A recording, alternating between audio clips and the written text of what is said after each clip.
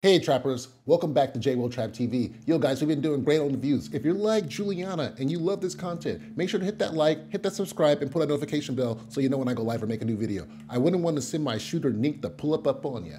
Let's go. Yo, what's going on guys? It's your boy Will. We are reviewing, recapping Raq and Kanan Season 2, Episode 8. Guys, this one is pretty crazy, so we gotta jump right in. Let's go. So we start this one off with another Kanan monologue, and he lets us know as we're seeing Dominic that he is hurt, he has a bullet lodged in him, and laying low is not gonna stop him from being hurt. So we see Dominic stumble into a hospital and he collapses. We then switch to Raq walking in Fame's apartment. She goes up to Palomar's door and starts banging on the door. We see Fame and he's listening. She confronts Palomar, she's banging on the door. Palomar opens the door and Raq tells her, yo, to stay away from Kanan. Palomar tries to lie, says she doesn't know what she's talking about, but then Raq pulls the strap out and is like, you know what I'm talking about, and you about to stop doing that, okay? Stay away from my boy. And she even tells her that she knows that she's done this to other kids, and it's pretty crazy. But it looks like Palomar got the message because she, not messing with him. So Raq, she walks out, she leaves, and Famous quickly tries to go around the corner, but she walks around the corner and she sees him and she says, go to school, boy. So she knows that Fame knows, and Kanan's gonna probably know. So now we switch to Marvin meeting with Neek. And Neek pretty much tells him the word on the street is Marco died and that Marco was doing work for Marvin and he all knows about it. Neek tells Marvin he doesn't need to worry about Marco, but he needs to worry about Dominic because Dominic is still alive. And as long as Dominic's alive, he's still gonna be talking. Marvin kind of tries to say, oh, well, he probably died. But Neek tells him, hey man, you're in the world of shit. We switch to Kanan. He's outside. He gets pulled up by Scrappy's mother. She does a whole donut and comes to talk to him. Kanan gets a little scared at first, but then once he realizes it's Scrappy's mom, he chops it up with her. She says that she does not believe that Scrappy committed suicide and that he needs to talk to his mom and figure out what happened, or she's gonna do something. What is she gonna do? Is she gonna snitch on the organization? She ain't about to kill nobody. We now have Juke going to see Kenya, and I guess she's missing school. She opens the door and Kenya says that there's some other people in there, and she looks in there and it looks like the whole church is in Kenya's house. We now have Zisa and Lou inside the radio station parking lot. They are confronting the radio station guy and he's asking him why isn't he playing the song. The guy says the timing isn't right. He looks at Zisa and says, oh, well, maybe if we bring her up, my boss Mo might be convinced to play it faster, and it kind of has like a little sexual connotation. When this happens, Lou takes off, puts his pistol in his mouth, and the dude begs for his life and says he's gonna play the song. Funny thing about this whole thing is Zisa totally laughs while this is happening, and then after it's all done, she looks at Lou like she's encouraging him to kind of do this behavior. So back to Juke. We got all these people, they have Juke in a chair. They're saying that these people are here to turn her into a person that God wants her to be. It's pretty weird. I don't know what is going on. I don't know, is this like a baptism? What's going on? So now we got Cartier and Raq at dinner. And Cartier, he's on the phone. He's talking with some business. He's saying that his lawyer's out of town. And it sounds like Tremont and another guy named Abraham got into a situation. Abraham got caught by the police with a gun, and he's asking Cartier to do something about it. Cartier is like, oh no, I can't do anything about it. He hangs up the phone and he tells Raq what's going on, and Raq just silently listens. So I think Raq is gonna take this information and use it to her advantage.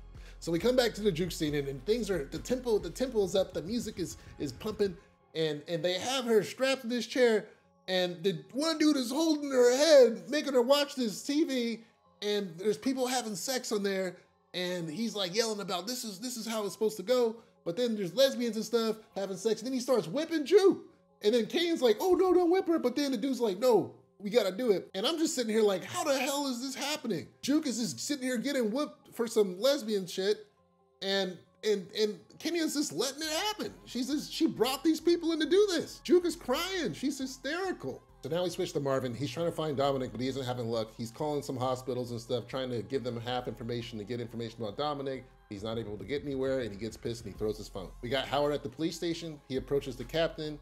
He goes into his office and he pretty much tells him that Burke has been looking into him, been going through his files and etc. The captain gets really upset and he says he's gonna talk to Burke because Nicole's dad came and visited her and thinks that she was involved in Nicole's murder. So this sounds like what Howard did. Howard went over there and put a bug in this dude's ear. And now the captain is riled up from two sides because now Howard's approaching him and he had Nicole's dad coming in. So the captain says he's gonna go talk to Burke. We now come in on Kanan visiting Fame. Fame tells Kanan about the whole Palomar situation. Kanan leaves the room and he goes to Palomar's door. He starts banging on the door, asking to speak to her. Palomar at first doesn't want to open and she says that she can't talk to Kanan anymore, but eventually she opens the door and Kanan asks what happened to her, and she tells him that she originally started liking Kanan because she knew who he was, she knew that Raq was his parent, but that he comes with too much baggage and she cannot mess with him anymore, and closes the door. Kanan goes back to Famous's room and he finds Famous looking at his paternity test with Howard.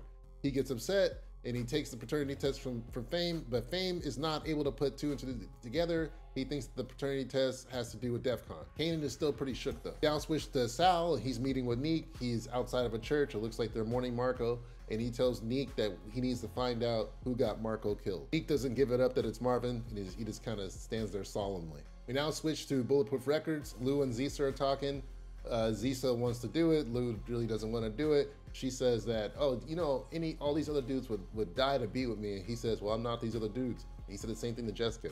Remember that. Her song starts playing on the radio, and now Lou is happy, and now he was ready to do it, and they end up doing it. He switched to Burke at the station. Captain wants to speak to Burke. She goes into his office. Before she goes into the office, she tells Howard that he wants to talk. Howard plays dumb. She goes into Captain's office. Captain tells her to have a seat. He tells her that she needs to stop investigating Howard and that he already told her that she needs to keep her head low and do her job. She asks who told him this, and he does not give up that information. And then while she tries to tell him why she's investigating Howard, the captain just yells at her and doesn't want to hear any of it and tells her that if this is her last warning and if anything comes up, then she's going to get cut from the force. She goes back to her desk and she tells Howard that it wasn't about overtime, and he continues playing dumb. So we come in on Raq in front of her new house. She's outside, she's talking on the phone, and it sounds like she's handling that Abraham situation that Cartier refused to take care of. So she's trying to get in on another angle to work with Tremont by helping his friend Abraham get out for that gun charge. She gets out the car and she meets Kanan, and she takes him into the house for the tour. Kanan confronts Raq about the whole Palomar situation, and he pretty much asks her, well, how come she couldn't approach him first and talk to him about it? Raq says that he's just a child and that she's a rapist and that she's his mother, and that's just the way it goes, that she will handle that kind of stuff. Kanan also tells her about Scrappy's mom approaching him, and that he tells her that she's upset about Scrappy dying, doesn't believe it's a suicide, and that Raq should be doing something about it. Raq lies and says that Scrappy committed suicide and that she can't handle the truth, which is funny because the truth is that Raq killed him, but she continues to not tell the truth. This makes Kanan upset, and he says that he's leaving. Raq asks if this is all about her stepping up to a rapist, and Kanan says it's about more than that. She then tells Kanan that if there's something that he wants to say, that he should say it, but Kanan doesn't really give her much. He says that the house is nice, and she leaves. So this scene was really tense, man.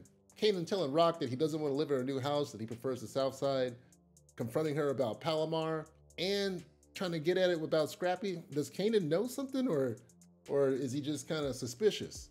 And what is he beating around? This is pretty good stuff. So now we got Sal Baselli, and he's drinking with the rest of the Mafia family. They do a toast to Marco, and then some of the guys come in and they tell them that they found Dominic and that he was with Marco. Sal says he wants to go see Dominic right now. We switch to Marvin, and he finds Juke behind Raq's house burning some clothes. He walks up and asks what she's doing, and Juke says this is everything that Kenya gave her. So she is talking to Marvin again. Yes. We didn't see Kanan trying to go to Famous' place. He's knocking on the door, but Famous is not home, or he's not answering the door. Kanan leaves. We now see Sal in the hospital meeting Dom, and he's just trying to get the information out of him on how Marco died, what they were doing there.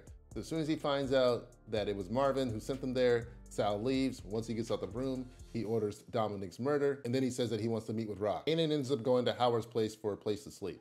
The Mafia boys, they come back into the hospital, and they smother Dominic in his sleep. Pretty sad. Dude was alive long enough to give up information that ultimately ended up getting him killed. Hey, but that's what you get for talking about my people like that. You thought that was just gonna go, yeah, you thought you was gonna do that, huh?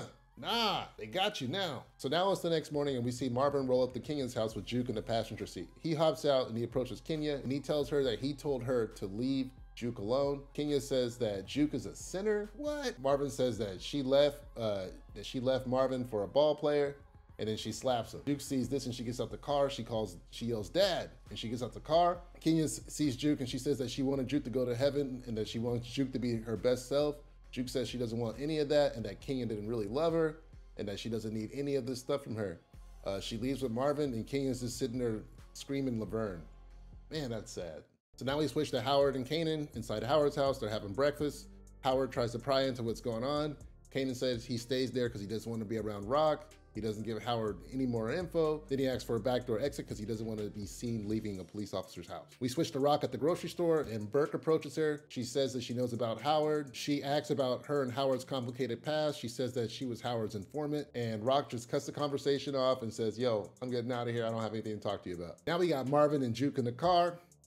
They're talking. Marvin says that there's still a lot for them to work out. And Juke says she knows there's a lot to work out, but she just doesn't want to do it right now because she's just going through a lot of stuff. Marvin says it was enough that she called him dad when he got slapped. And then he starts talking to her about how he's been working on her anger. And she says that she's been noticing it. And they end on a pretty good spot. And as I'm watching this, I'm like, bro, they're about to kill Marvin, because this is what they do in these shows. They always they'll have them they'll fix all their issues and stuff. And then once they fix all their issues, then next thing you know, they come in, kill him. So now we switch to the house. Kanan is packing up at Raq's house. Juke walks in, she speaks to him, and just like in the trailer, she has those cornrows. So I was right, something happened.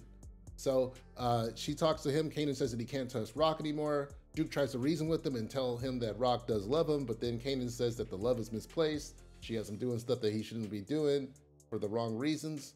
And he doesn't give away what's going on with the Howard stuff, but he pretty much just says that he has to go and he has to kind of stay away for a while. So now we switch to Raq, Marvin, Lou, and Neek meeting. And Raq is asking, why are the Italians looking to meet with her? She asks Neek what's going on, and Neek says, ask Marvin. So pretty much they go into the whole Marvin situation, the whole Tony situation, and how it all affects the Italians and stuff. And once Raq finds out that Marco is dead as a result of what Marvin did, she gets pissed, and she doesn't say anything to Marvin, but you can tell she's just annoyed at the whole situation. Raq goes to meet Sal at the bowling alley. Sal starts their conversation with small talk. He tells Raq about how he met his wife, and then he tells Raq that Marvin has to go. He says that what happened cannot be unanswered. Raq says that Marco died on a bad job and shit happens, that Marvin was the one who pulled the trigger, that he died in the job, and yo, we don't owe you anything. Sal says that Marvin went around him, and that if Marvin approached him and told him about the situation, they wouldn't be here. And he says that he should be asking for Kanan's life, and he thinks that Marvin's life for Marco's life is a fair trade.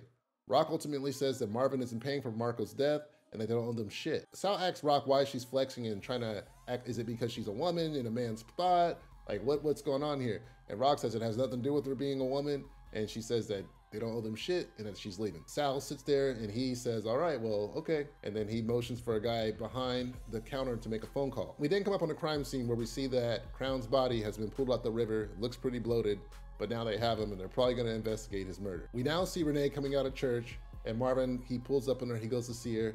Renee says that she wasn't expecting him, and Marvin starts to ask for advice on his daughter Juke, and he asks if they can go somewhere else and talk. It seems like kind of like a date situation, and she's really happy to see him, and she says she's touched that he came to see her and glad that he did it in this way. Marvin says that he wanted her to know that he has a lot of good stuff going on, and that he wanted to tell her because she knew she would be happy about it. And she says that she always wants to know about the good things going on in his life, and she says that he deserves to have good things in his life. And just as she's saying this, two Italians come out of an alley and they go like, hey, Marvin, and they start shooting. So, and then we cut the black. So 2 shots were fired, at least 2 shots.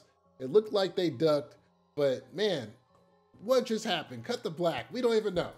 Okay, so look, let's talk about this episode. Let's talk, because this was a little wild. The whole Marvin thing, the whole Marvin situation. I could tell just how this guy was just slowly resolving all these issues and stuff in his life. He's working with Juke. Things are Juke are getting better. He goes to meet up with Renee.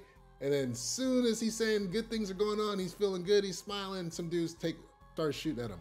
I really, really hope Marvin didn't die, but I think it's gonna be a big bait and switch if he didn't. At the same time, actually at the same time, if they shoot at someone on a cliffhanger, they always survive, because they would have saved the end of the episode for killing Marvin. So I think Marvin's pretty safe. Let's go on to Raq and Kanan. So Kanan and Raq are split wide open right now. Kanan knows something's going on. Kanan knows that Raq isn't being honest. Raq isn't being completely honest. She keeps on lying to Kanan. She says that, oh, you have to tell me everything, but it's not the same. It's not reciprocated on her end. She did pull up on Palomar, which was pretty intense. I did enjoy that. That was pretty crazy. But I think it's so weird that they brought Palomar in just to sleep with Kanan, like was it just to further drive the wedge between him and Raq? Was that what it was? Is that why her character got brought in? That was just so weird. And now that she finally told us that she knows, now that Palomar finally told us that she knows that Kanan was Raq's son, and that's why she started liking him in the first place, and that she has kind of molested other boys before. Okay, yeah, so that's all really weird. I guess Kareem's gone too. But yeah, Raq confronting her was pretty crazy. Also too, Raq is still trying to steal Cartier's organization. As you can see, she's working with this guy, Abraham, who we haven't seen. I'm not sure if that's the black dude who was spying on them, but this is Traymon's guy. He's in trouble with a gun charge, and Raq is working on getting him out, while Cartier was not. So eventually Cartier's gonna find out about this. We didn't see Cartier interacting with Lou this episode, but we did see Lou working with Zisa, and it looks like, you know, Lou's in full-blown criminal mode on the studio stuff. He pulled up on this radio guy, put the pistol in his mouth. Zisa's over here laughing, giggling about it, encouraging it. And she's just kind of a down-ass bitch, you know what I'm saying? In the studio, they're ready to, you know, they're over there smashing when the song comes on the radio. So I guess that's looking up now. You know, she's going to get some clout on the radio because her song is blowing up after they, you know, pressed the radio guy. Do got Crown's body coming up on the horizon. We do got Crown's body coming up on the horizon, which is a little scary. Hopefully that doesn't cause us too many issues. Hopefully Luke can maneuver that. Looks like Neek pretty much played on Raq's side, didn't betray Raq. I thought he would play both sides until the Italians would happen, but the Italians pretty much found out what happened on their own. So I guess points for Neek. Thanks, Neek, for sticking with the Thomas family. No symphony. I guess that situation is resolved. Scrappy's mom coming back. Let's keep watching out for that. What is she gonna do? Is she gonna snitch if Raq doesn't do anything? Because what can Raq do? Raq is the one who killed Scrappy. So is she gonna start snitching? We got 2 episodes left. All right, guys, I'm your boy Jay Will. Thanks for watching this video. I'm gonna be back with that trailer preview, and I'll still talk about some more things from this episode, okay?